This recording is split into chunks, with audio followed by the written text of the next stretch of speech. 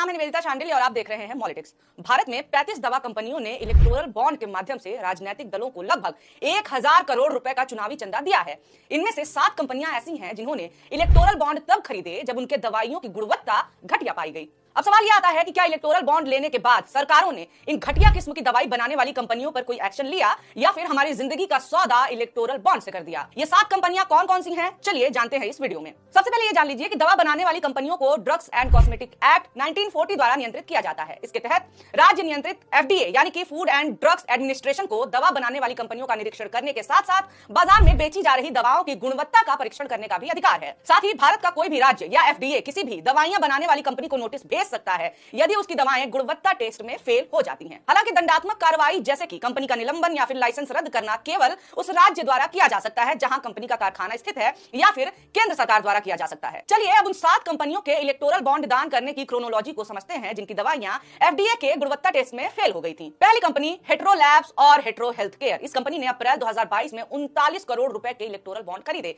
पिछले 10 महीनों में Maharashtra food and drug administration ने घटिया दवाओं के लिए हैदराबाद स्थित कंपनी को 6 नोटिस जारी किए थे। उनमें से 3 रेमडेसिविर से संबंधित थे, जो कि एक एंटीवायरल दवा है जिसका उपयोग व्यापक रूप से कोविड-19 के इलाज में किया गया था, जिसकी वजह से hetero labs and hetero health care company को महामारी के दौरान अपना बिजनेस बढ़ाने में बहुत मदद मिली थी। महाराष्ट्र FDA द्वारा किए गए एक लैब टेस्ट में पाया गया कि रेमडेसिविर दवा के नमूने में रंगहीन घोल के बजाय पीले रंग का घोल था। इसके बाद hetero labs and hetero health care company को जुलाई 2021 में एक नोटिस जारी किया गया था। दूसरे नमूने में दवा आवश्यक मात्रा से कम थी। इसके बाद फिर से एक नोटिस जारी किया गया। रेमडेसिविर का तीसरा नमूना तो नकली ही पाया गया, जिसके लिए दिसंबर 2021 में एक बार फिर से नोटिस जारी किया गया था। हेट्रो ने महाराष्ट्र FDA द्वारा नकली पाई गई दवाओं के बैच को वापस ले लिया था। 2021 में हेट्रो के 2 अन्य उत्पाद भी घटिया पाए गए थे, एक एंटीफंगल कैप्सूल इटबोर और मोनोसेफ, जिसका उपयोग बैक्टीरियल इन्फेक्शन में किया जाता है। इसके बाद कथित तौर पर 550 करोड़ रुपए की बेहिसाब आय को लेकर पड़े आयकर विभाग के छापे के बाद hetero labs and hetero health care company ने साल 2022 में 39 करोड़ रुपए के इलेक्टोरल बॉन्ड खरीदे। इसके अलावा जुलाई 2023 में 10 करोड़ रुपए और अक्टूबर 2023 में 11 करोड़ रुपए के इलेक्टोरल बॉन्ड भी खरीदे। कुल मिलाकर 60 करोड़ रुपए के इलेक्टोरल बॉन्ड खरीदे गए। महाराष्ट्र FDA के पूर्व संयुक्त आयुक्त ओम प्रकाश साधवानी का कहना है कि नकली दवा बनाने के कारण कंपनी का निर्माण लाइसेंस रद्द हो सकता है, लेकिन hetero labs and hetero health care company के खिलाफ कोई भी कार्रवाई नहीं की गई। दूसरा नाम आता है टोरेंट फार्मा का। गुजरात स्थित टोरेंट फार्मा कंपनी की एंटी प्लेटलेट दवा डी-प्लैट 150 सैलिसिलिक एसिड टेस्ट में विफल रही थी और 2018 में महाराष्ट्र FDA द्वारा इसे घटिया घोषित कर दिया गया था। अक्टूबर 2019 में United states food and drug administration ने गुणवत्ता संबंधी विफलताओं के लिए टोरेंट फार्मा कंपनी को चेतावनी भी दी थी। अमेरिका से ऐसा नोटिस आने के बाद भारतीय अधिकारियों द्वारा कंपनी की दवाओं का परीक्षण किया जाना चाहिए था और जरूरी पड़े तो कंपनी के निर्माण लाइसेंस को निलंबित कर देना चाहिए था, लेकिन गुजरात सरकार ने दवा कंपनी के खिलाफ कोई कार्रवाई नहीं की। सितंबर 2019 में ब्लड प्रेशर कम करने के लिए इस्तेमाल की जाने वाली टोरेंट फार्मा की दवा लोसर एच को गुजरात FDA द्वारा घटिया पाया गया था। अगले ही महीने कंपनी मई और अक्टूबर 2019 में 12.5 करोड़ रुपए इलेक्टोरल बॉन्ड के रूप में देती है और अप्रैल 2021 में 7.50 करोड़ रुपए। दिसंबर 2021 में हृदय रोगों के इलाज के लिए इस्तेमाल की जाने वाली इसकी दवा निकोरन एलवी को महाराष्ट्र FDA द्वारा नकली पाया गया था। इसके बाद अगले महीने जनवरी और फिर अक्टूबर 2022 में कंपनी ने 50 करोड़ रुपए दिए। फरवरी 2023 में डायरिया के इलाज के लिए इस्तेमाल की जाने वाली इसकी लोपामाइड दवा डिसोल्यूशन टेस्ट में विफल रही और घटिया पाई गई, जिसके बाद अक्टूबर 2023 में 7 करोड़ रुपए और जनवरी 2024 में 25.5 करोड़ रुपए के इलेक्टोरल बॉन्ड कंपनी ने खरीदे। इस कंपनी ने कुल मिलाकर मई 2019 से जनवरी 2024 के बीच 77.5 करोड़ रुपए के चुनावी बॉन्ड खरीदे। क्या ये महज इत्तेफाक हो सकता है कि दवाइयों में हर बार गड़बड़ी पाए जाने पर कंपनी ने इलेक्टोरल बॉन्ड खरीदे?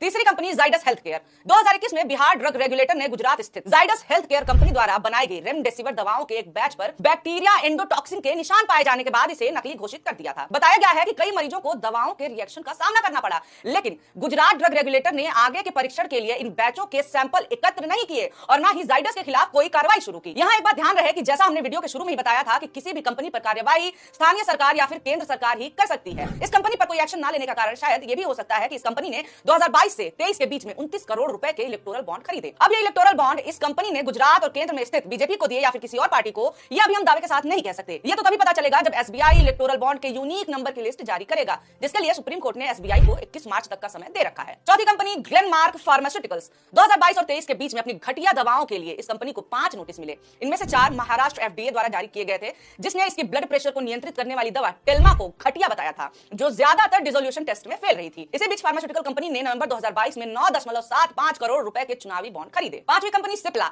अगस्त 2018 में सिप्ला की आरसी कफ सिरप एक टेस्ट के दौरान मानकों पर खरा नहीं उतरती। अगले साल इसने 14 करोड़ रुपए के चुनावी बॉन्ड खरीदे। जुलाई 2021 में इसकी रेमडेसिविर दवा सिप्रेमी के लिए इसे 2 बार नोटिस मिला। हेट्रो की तरह सिप्रेमी में भी रेमडेसिविर की मात्रा आवश्यक मात्रा से कम पाई गई थी। इसके बाद सिप्ला ने नवंबर 2022 में 25.2 करोड़ रुपए के बॉन्ड खरीदे। सिप्ला ने 2018 से 22 के बीच अपनी दवाओं के लिए 4 कारण बताओ नोटिस मिले और 2019 में उसने 39.2 करोड़ रुपए के इलेक्टोरल बॉन्ड खरीदे। छठी कंपनी आईपीसीए लेबोरेटरीज लिमिटेड। इस कंपनी ने नवंबर 2022 और अक्टूबर 23 के बीच में 13.5 करोड़ रुपए के बॉन्ड खरीदे। अक्टूबर 2018 में इसकी परजीवी विरोधी दवा लारियागो में क्लोरोक्वीन फॉस्फेट का स्तर आवश्यक से कम और घटिया पाया गया था। मुंबई एफडीए द्वारा चिन्हित दवा का निर्माण आईपीसीए के देहरादून कारखाने में किया गया था। सातवीं इंटास फार्मास्यूटिकल। इस कंपनी ने अक्टूबर 2022 में 20 करोड़ रुपए के इलेक्टोरल बॉन्ड खरीदे। 2020 में कंपनी का एनाप्रिल 5 टैबलेट महाराष्ट्र एफडीए द्वारा डिसोल्यूशन टेस्ट में फेल रहा था, लेकिन कोई कार्रवाई नहीं की गई। यहां सवाल यह पूछा जाना चाहिए कि क्या सरकारें दवाइयां बनाने वाली इन कंपनियों के इलेक्टोरल बॉन्ड के बदले हमारी जिंदगी दांव पे लगा रही हैं। हाल के वर्षों में देश का फार्मास्यूटिकल क्षेत्र कई देशों में